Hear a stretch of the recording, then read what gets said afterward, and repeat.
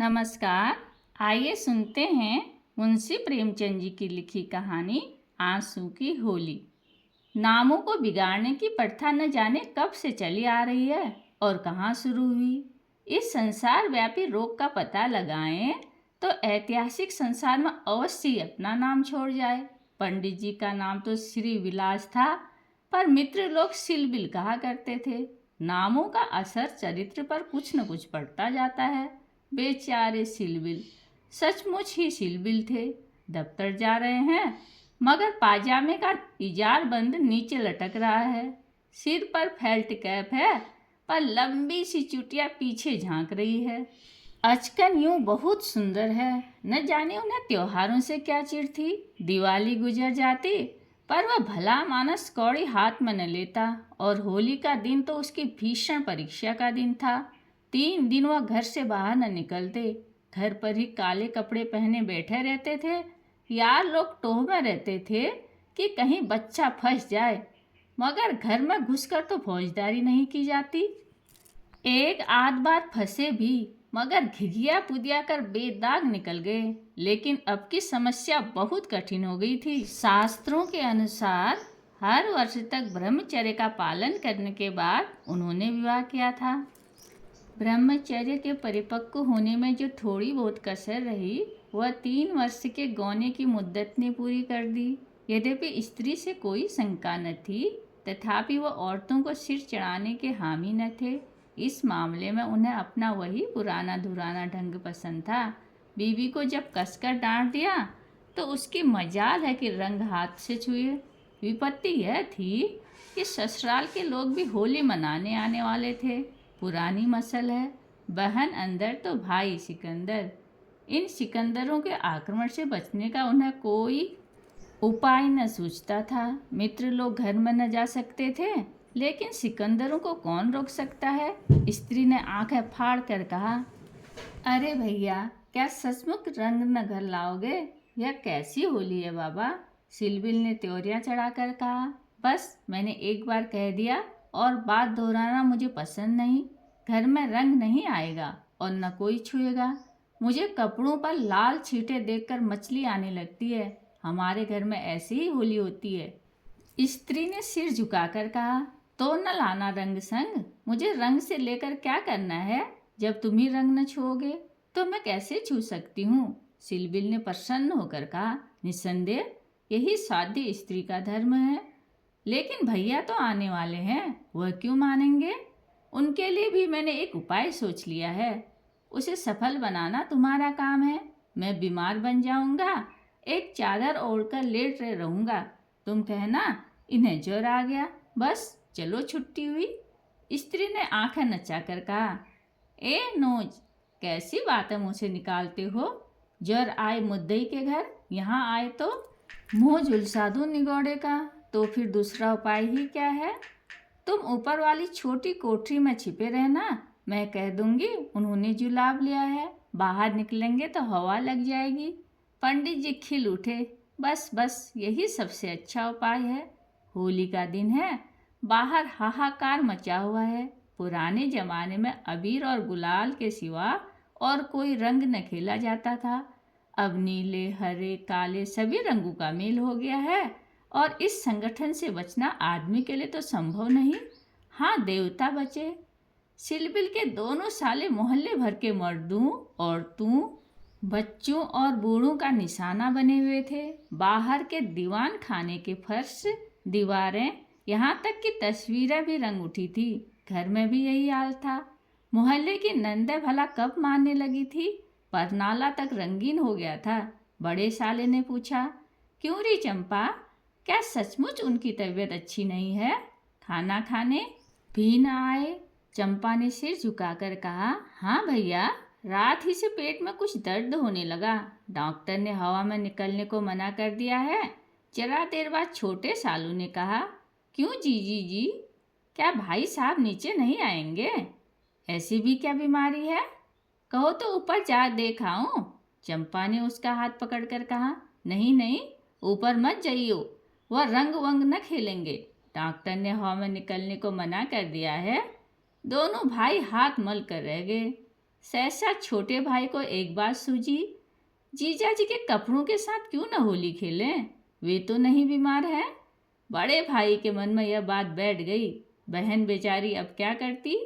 सिकंदरू ने कुंजिया उसके हाथ से ली और सिलबिल के सारे कपड़े निकाल निकाल कर रंग डाले, रुमाल तक न छोड़ा। जब चंपा ने उन कपड़ों को आंगन में अलगनी पर सूखने को डाल दिया तो ऐसा जान पड़ा मानो किसी रंगरेज ने ब्याह के जोड़े रंगे हों। सिलबिल ऊपर बैठे बैठे यह तमाशा देख रहे थे पर जबान न खोलते थे। छाती पर सांप सा लौट रहा था। सारे कपड़े खराब हो गए, दफ्तर जाने को भी कुछ न बचा। इन दुष्टों को मेरे कपड़ों से न जाने क्या बैर था। घर में नाना प्रकार के स्वादिष्ट व्यंजन बन रहे थे। मोहल्ले की एक ब्राह्मणी के साथ चंपा भी जुटी हुई थी। दोनों भाई और कई अन्य सज्जन आंगन में भोजन करने बैठे तो बड़े साले ने चंपा से पूछा, कुछ उनके लिए भी खिचड़ी विचड़ी बनाई है? पूरियां तो बेचारे आज खा न सकेंगे।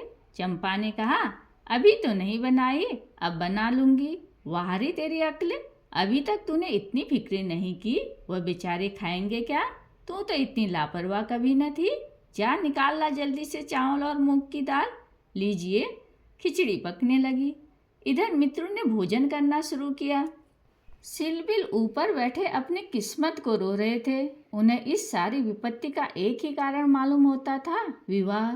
चंपा न आती तो ये साले क्यों आते, कपड़े क्यों खराब होते, होली के दिन मूंग की खिचड़ी क्यों खाने को मिलती। मगर अब पछताने से क्या होता है। जितनी देर में लोगों ने भोजन किया उतनी देर में खिचड़ी तैयार हो गई। बड़े साले ने खुद चंपा को ऊपर भेजा कि खिचड़ी की थाली ऊपर दे आए। सिलबिल ने थाली की ओर कुपित नेत्रों से देखकर कहा, इसे मेरे सामने से हटा ले जाओ। क्या आज उपवास ही करोगे? तुम्हारी यही इच्छा है तो यही सही। मैंने क्या किया, सवेरे से जुटी हुई हूँ। भैया ने खुद खिचड़ी डलवाई और मुझे यहाँ भेजा।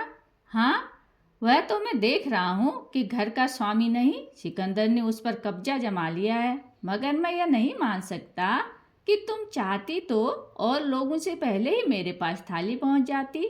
मैं इसे पतिव्रत धर्म के विरुद्ध समझता हूँ। और क्या कहूँ, तुम तो देख रहे थे कि दोनों जने मेरे सिर पर सवार थे। अच्छी दिल लगी है कि और लोग तो समोसे और खस्ते उड़ाएं और मुझे मूंग की खिचड़ी दी जाए। वाह रे नसीब, तुम इसे 2-4 कौर खा लो, मुझे ज्यों ही अवसर मिलेगा दूसरी थाली लाऊंगी। सारे कपड़े रंगवा डाले, दफ्तर कैसे जाऊंगा। यह दिल लगी मुझे जरा भी नहीं भाती। मैं इसे बदमाशी कहता हूँ। तुमने संदूक की कुंजी क्यों दे दी, क्या मैं इतना पूछ सकता हूँ। जबरदस्ती छीन ली। तुमने सुना नहीं, करती क्या। अच्छा, जो हुआ सो हुआ। यह थाली ले जाओ। धर्म समझना तो दूसरी थाली लाना, नहीं तो आज व्रत ही सही। एकाएक पैरों की आहट पाकर सिलबिल ने सामने देखा तो दोनों साले आ रहे हैं। उन्हें देखते ही बेचारे ने मुंह बना लिया, चादर से शरीर ढक लिया और कराहने लगे। बड़े साले ने कहा, कहिए कैसी तबीयत है, थोड़ी सी खिचड़ी खा लीजिए। सिलबिल ने मुंह बनाकर कहा, अभी तो कुछ खाने की इच्छा नहीं है। नहीं, उपवास करना तो हानिकारक होगा, खिचड़ी खा लीजिए। बेचारे सिलबिल ने मन में इन दोनों शैतानों को खूब कोसा और विष की भांति खिचड़ी कंठ के नीचे उतारी।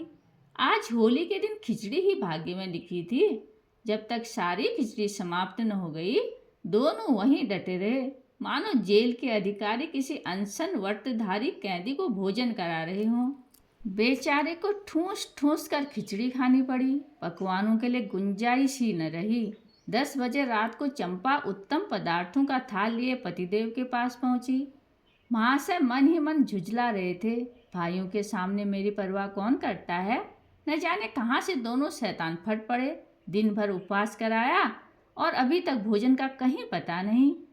चंपा को थाल लाते देख कुछ अग्नि शांत हुई। बोले, अब तो बहुत सवेरा है, 1-2 घंटे बाद क्यों ना आई। चंपा ने सामने थाली रखकर कहा, तुम तो न हार ही मानते हो न जीत ही। अब आखिर ये दोनों मेहमान आए हुए हैं, इनकी सेवा सत्कार न करूं तो भी काम नहीं चलता। तुम्ही को बुरा लगेगा, कौन रोज आएंगे। ईश्वर न करे कि रोज आए।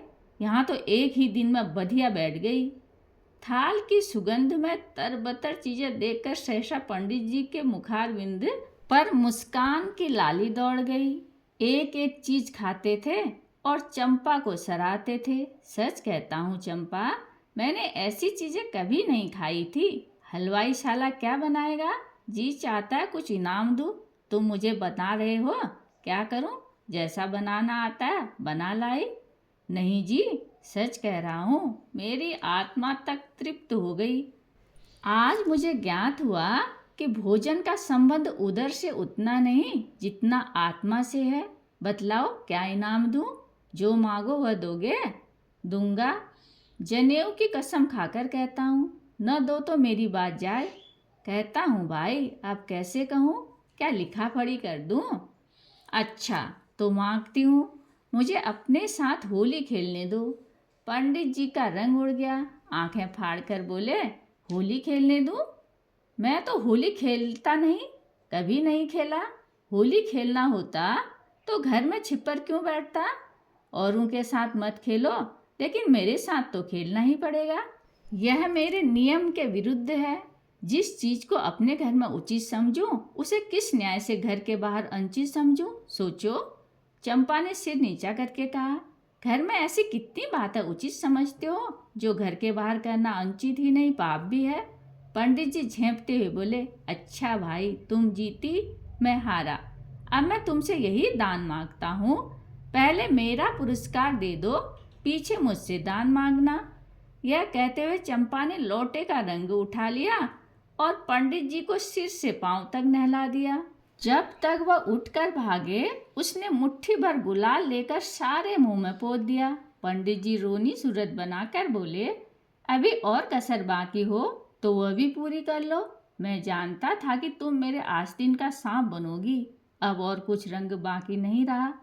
चंपा ने पति के मुख की ओर देखा तो उस पर मनोवेदना का गहरा रंग झलक रहा था। पछताकर बोली, क्या तुम सचमुच बुरा मान गए हो? मैं तो समझती थी कि तुम केवल मुझे चिढ़ा रहे हो। श्री विलास ने कांपते हुए स्वर में कहा, नहीं चंपा, मुझे बुरा नहीं लगा। हाँ, तुमने मुझे उस कर्तव्य की याद दिला दी जो मैंने अपनी कायरता के कारण भुला बैठा था। वह सामने जो चित्र देख रही हो, वो मेरे परम मित्र मनहर नाथ का है, जो अभी संसार में नहीं है। तुमसे क्या कहूँ, कितना सरस, कितना भावुक, कितना साहसी आदमी था। देश की दशा देख देख कर उसका खून जलता था। हाँ, कोई भी उम्र होती है, पर वह उसी उम्र में अपने जीवन का मार्ग निश्चित कर चुका था। सेवा करने का अवसर पाकर वह इस तरह उसे पकड़ता था मानो संपत्ति हो। जन्म का विरागी था, वासना तो उसे छू भी न गई थी। हमारे और साथी सैर सपाटे करते थे, पर उसका मार्ग सबसे अलग था। सत्य के लिए प्राण देने को तैयार। कहीं अन्याय देखा और भवें तन गई, कहीं पत्रों में अत्याचार की खबर देखी और चेहरा तमतमा उठा। ऐसा तो मैंने आदमी ही नहीं देखा।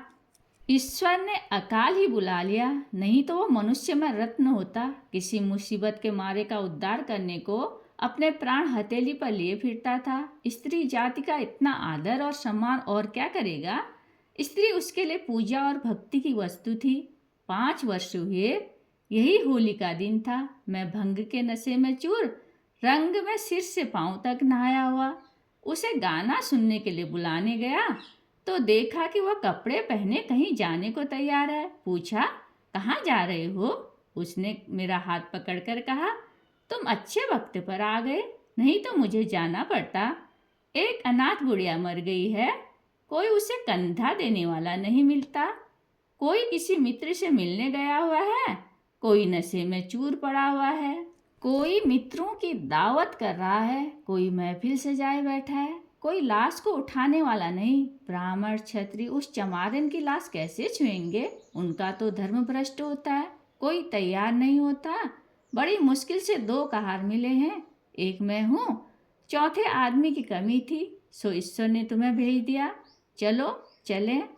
हाय, अगर मैं जानता कि यह प्यारे मनहर का आदेश है तो आज मेरी आत्मा को इतनी ग्लानि न होती। मेरे घर कई मित्र आए हुए थे, गाना हो रहा था। उस वक्त लाश उठाकर नदी जाना मुझे अप्रिय लगा। बोला, इस वक्त तो भाई मैं नहीं जा सकूंगा, घर पर मेहमान बैठे हुए हैं, मैं तुम्हें बुलाने आया था। मनहर ने मेरी ओर तिरस्कार के नेत्रों से देखकर कहा, अच्छी बात है, तुम जाओ, मैं और कोई साथी खोज लूंगा। मगर तुमसे मुझे ऐसी आशा नहीं थी। तुमने भी वही कहा जो तुमसे पहले औरों ने कहा था। कोई नई बात नहीं थी। अगर हम लोग अपने कर्तव्य को भूल न गए होते तो आज यह दशा ही क्यों होती। ऐसी होली को धिक्कार है। त्योहार तमाशा देखने, अच्छी अच्छी चीज़ें खाने और अच्छे अच्छे कपड़े पहनने का नाम नहीं है। यह व्रत है, तप है। अपने भाइयों से प्रेम और सहानुभूति करने का ही त्योहार का खास मतलब है। और कपड़े लाल करने से पहले खून को लाल कर लो, सफ़ेद खून पर यह लाली शोभा नहीं देती। यह कहकर वह चला गया। मुझे उस वक्त यह फटकार बहुत बुरी मालूम हुई। अगर मुझ में वह सेवा भाव न था तो उसे मुझे यूँ धिक्कारने का कोई अधिकार न था। घर चला आया, पर वे बातें बराबर मेरे कानों में गूंजती रही। होली का सारा मज़ा बिगड़ गया। 1 महीने तक हम दोनों की मुलाकात न हुई। कॉलेज इम्तिहान की तैयारी के लिए बंद हो गया था, इसलिए कॉलेज में भी भेंट न होती थी। मुझे कुछ खबर नहीं वह कब और कैसे बीमार पड़ा, कब अपने घर गया। सहसा एक दिन मुझे उसका एक पत्र मिला। हाय, उस पत्र को पढ़कर आज भी छाती फटने लगती है। श्री विलास एक क्षण तक गला रुक जाने के कारण बोल न सके, फिर बोले, किसी दिन तुम्हें फिर दिखाऊंगा। लिखा था, मुझसे आखिरी बार मिल जा, अब शायद इस जीवन में भेंट न हो।